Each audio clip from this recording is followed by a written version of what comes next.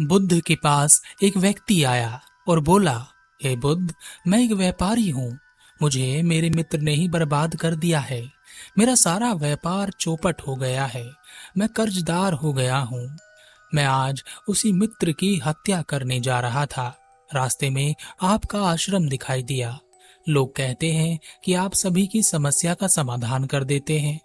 क्या आप मेरी भी समस्या का समाधान कर सकते हैं? क्या आप मुझे कोई मंत्र दे सकते हैं जिससे मैं अपने मित्र से अधिक धनवान हो जाऊं? बुद्ध ने कहा, मैं तुम्हें रास्ता दिखा सकता हूँ जिस पर यदि तुम चलोगे तो तुम्हें एक ऐसा खजाना मिलेगा जो कभी खत्म नहीं होता, बल्कि खत्म होने पर बढ़ता जाता है।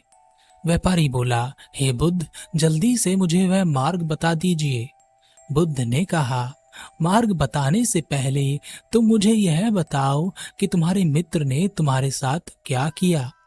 जितनी सच्चाई से तुम अपनी बात मुझसे कहोगे, मेरा मार्ग तुम्हें उतनी ही जल्दी उस खजाने तक पहुंचा देगा। वह व्यापारी बोला, हे बुद्ध, मैं और मेरा मित्र 12 साल पहले इस नगर में एक साथ आए थे। हम बचपन से एक दूसरे को जानते हैं। जब हम इस नगर में आए थे तब मेरे मित्र के पास ज्यादा धन नहीं था। उसके मुकाबले मेरे पास बहुत पैसा और धन था। वह मेरे पास आया और उसने मुझसे कहा कि उसे व्यापार शुरू करने के लिए कुछ धन की आवश्यकता है। मैंने उसे मित्र होने के नाते व्यापार शुरू करने के लिए धन दिया। उसने उन पैसों से अपना व्यापार शुरू किया। धीरे धीरे उसका व्यापार बढ़ता चला गया। कुछ ही वर्षों में वह मेरे बराबर का धनवान हो गया। तब मुझे बहुत खुशी हुई कि मेरा मित्र मेरे बराबर धनवान हो गया है और उसका जीवन अच्छा चल रहा है। लेकिन आने वाले कुछ वर्षों में उसके व्यापार ने और उन्नति की और वह मुझसे कहीं अधिक धनवान हो गया। उसने मुझसे कहीं अधिक बड़ा घर बनाया और एक बड़ा रथ भी ले लिया। उसकी उन्नति देखकर मुझ में जलन होने लगी। मैं नहीं चाहता था कि वह मुझसे ज्यादा धनवान हो। जब तक वह मेरे बराबर का धनवान था तब तक मुझे थोड़ी तसल्ली थी। लेकिन जैसे जैसे वह मुझसे अधिक धनवान होता गया, मेरे मन में उसके लिए ईर्ष्या बढ़ती चली गई। जब वह मेरे घर अपने बड़े रथ में आता तो मेरे मन में हजारों सुइयां चुभ जाती। जब वह अपने बड़े घर के बारे में बताता तो मैं सोचता कि एक दिन मैं इससे अधिक बड़ा घर बनाकर दिखाऊंगा और इसके व्यापार से अधिक बड़ा व्यापार मैं खड़ा करूंगा। इसके लिए मैंने उसके व्यापार को हानि पहुंचाने के लिए तरह तरह के षड्यंत्र रचे। मैंने उसके व्यापार को नष्ट करने के लिए अपना व्यापार भी दांव पर लगा दिया। उसे थोड़ी क्षति हुई, लेकिन इस कार्य से मुझे बहुत अधिक क्षति हुई। मेरा सारा व्यापार नष्ट हो गया। मैं कर्जदार हो गया। मेरी बीवी बच्चे सब रास्ते पर आ गए। बुद्ध ने कहा, क्या तुमने अपने मित्र के साथ सही किया? व्यक्ति बोला, मैंने अपने मित्र को उसके बुरे समय में धन दिया था ताकि वह अपना व्यापार शुरू कर सके। तो मैंने उसके साथ कहाँ बुरा किया? जब वह अधिक धनवान हो रहा था तो वह मेरी मदद कर सकता था।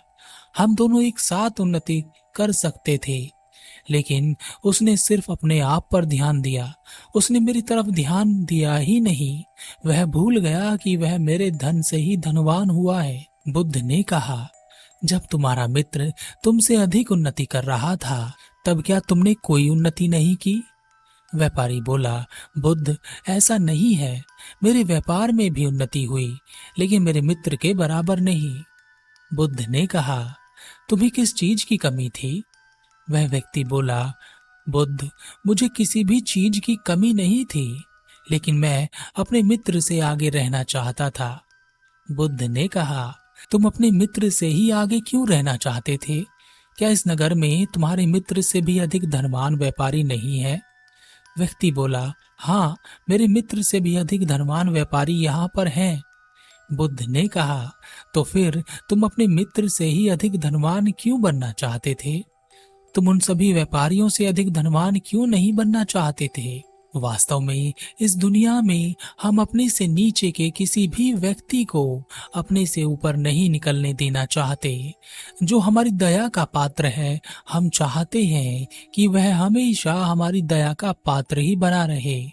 अगर वह हमसे कहीं आगे निकल जाता है तो भले ही हम अपने चेहरे पर एक मुखौटा लगाकर दर्शाएं कि हमें खुशी है, लेकिन अंदर ही अंदर हमारा मन इस बात से बेचैन हो जाता है और वह स्वीकार ही नहीं कर पाता कि कल तक जिस पर मैं अपनी दया दिखाता था, आज वह मुझ पर दया दिखाने लायक हो गया। और उस पर भी जब वह व्यक्ति आपकी दिखाई दया का गुणगान नहीं करता, आपकी मदद नहीं करता, तब आप उसे यह बता देना चाहते हैं कि उसको जो मिला है वह आपकी दया दृष्टि की वजह से ही मिला है।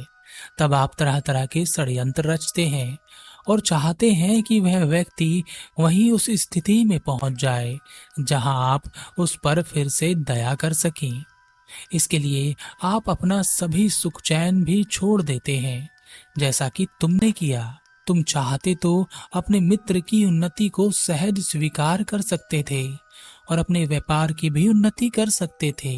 तुम में किसी तरह की कोई कमी नहीं थी, लेकिन तुमने अपने आप को स्वयं बर्बाद कर लिया। व्यापारी बोला, हे बुद्ध, आप मुझे यह ना बताएं कि मैंने क्या गलत किया, क्या सही किया। आप मुझे वह रास्ता बताएं जिससे मैं अपने मित्र से अधिक धनवान बन सकता हूँ। बुद्ध ने कहा, क्या तुम सब कुछ दांव पर लगाने के लिए तैयार हो? अगर तुम सब कुछ दांव पर लगाने के लिए तैयार हो तो मैं तुम्हें वह रास्ता दिखा सकता हूँ। व्यक्ति बोला, हाँ, मैं सब कुछ दांव पर लगा सकता हूँ। बुद्ध ने कहा, तो जैसा मैं कहता हूँ वैसा तुम करो, तब तुम 1 वर्ष बाद अपने मित्र से भी अधिक धनवान बन जाओगे और एक ऐसी संपत्ति के मालिक हो जाओगे जो कभी खत्म नहीं होती। तुम सबसे पहले अपने मित्र के पास जाओ और उससे अपना व्यापार शुरू करने के लिए धन मांगो। व्यापारी बोला, बुद्ध, आप यह क्या कह रहे हैं? मैं अपने मित्र से धन नहीं मांग सकता। बुद्ध ने मुस्कुराकर कहा, अगर तुम्हें वह संपत्ति चाहिए तो तुम्हें ऐसा करना होगा। वह व्यापारी तैयार हो गया। बुद्ध ने कहा, इसके बाद तुम उस धन से व्यापार शुरू करना। 1 वर्ष तक रोज इस आश्रम में आना और भिक्षुओं से ध्यान सीखना। 1 वर्ष तक जो भी व्यापार में कमाओ उसमें से केवल उतना ही अपने पास रखना जितने से कि तुम्हारी आवश्यकता की पूर्ति हो। अधिक धन गरीबों में बांट देना और लोगों की सहायता करने के लिए उसका उपयोग करना। नशा मत करना। अपना व्यापार पूरी ईमानदारी से करना। कोई षड्यंत्र ना रचना। किसी की निंदा ना करना। किसी की प्रशंसा भी मत करना। यह सारे काम 1 वर्ष तक नियम से करना। तब तुम्हें वह खजाना अपने आप मिल जाएगा जो कभी खत्म नहीं होता। उस व्यक्ति ने ऐसा ही किया। 1 वर्ष पश्चात वह बुद्ध के पास आया और बुद्ध के चरणों में गिरकर बोला, हे बुद्ध, आप जिस संपत्ति की बात करते थे वह मुझे मिल गई। बुद्ध ने कहा, क्या तुम्हारा व्यापार तुम्हारे मित्र से अधिक हो गया है? व्यक्ति बोला, नहीं, मेरा व्यापार तो बहुत छोटा सा है, लेकिन मैं अब उसमें संतुष्ट हूँ। मुझे इतना मिल जाता है कि मैं अपनी पत्नी और बच्चों का पालन पोषण अच्छे से कर पाता हूँ और साथ ही मैं दूसरे व्यक्तियों की मदद भी कर पाता हूँ। मुझे अब समझ में आ गया है कि हम लोग अपना जीवन व्यर्थ ही गंवा रहे हैं। हम सब व्यर्थ की बातों में ही पड़े रहते हैं। जो संपत्ति हमारे पास है हम उसको नहीं देखते। हम कंकड़ पत्थर बीनने में ही लगे रहते हैं। जिस बात को पहले मैं समझ नहीं पाता था, अब वह बातें मुझे स्पष्ट रूप से समझ में आती है। मैंने अपने मित्र से ईर्ष्या की और वह इसलिए था कि हम अपने सुख से सुखी नहीं होते, अपितु दूसरे के सुख से दुखी हो जाते हैं। ऐसा ही मैंने अपने मित्र के लिए भी किया था। अब मुझे हंसी आती है कि मैं किन छोटी छोटी बातों में उलझा हुआ था। अगर आप मेरे जीवन में नहीं होते बुद्ध, तो मैं यह कभी नहीं समझ पाता।